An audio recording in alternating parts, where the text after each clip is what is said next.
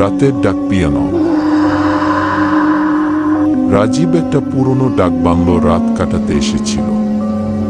অফিসের কাজে দূরে গ্রামে যেতে হচ্ছিল। হোটেল না পেয়ে সে গ্রামের প্রান্তে একটা পুরনো ডাকবাংলো পেয়ে যায়।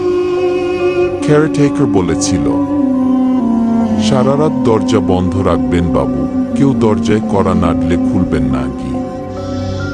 রাজীব হেসে উড়িয়ে দিল। রাত 10টার দিকে ঝড় বৃষ্টি শুরু হলো। টিপটিপ বৃষ্টি আর মাঝে মাঝে বিদ্যুৎ চমক, সব মিলিয়ে একেবারে সিনেমার মতো দৃশ্য। ঠিক তখনই দরজায় কড়া নাড়ার শব্দ।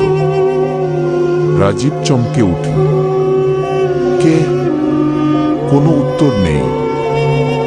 আবার শব্দ। সে দরজার কাছে গিয়ে বলল, এই সময় কে এসেছে? তখন বাইরে থেকে একটা কর্কশ কণ্ঠ। চিঠি এসেছে বাবু, চিঠি এসেছে কি? রাজীব অবাক, এত রাতে ডাকপিয়ান।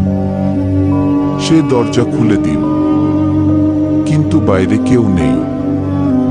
শুধু মাটিতে একটা ভিজে খাম পড়ে আছে।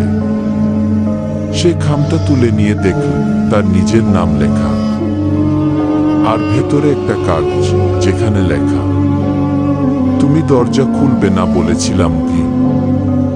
বাতাস নিভিয়ে দিল লণ্ঠনটা। অন্ধকারে রাজীবের শেষ শোনা শব্দ ছিল তার ঘরের ভেতর থেকে। আরও গল্প জানতে চাইলে আমাদের চ্যানেল সাবস্ক্রাইব করুন।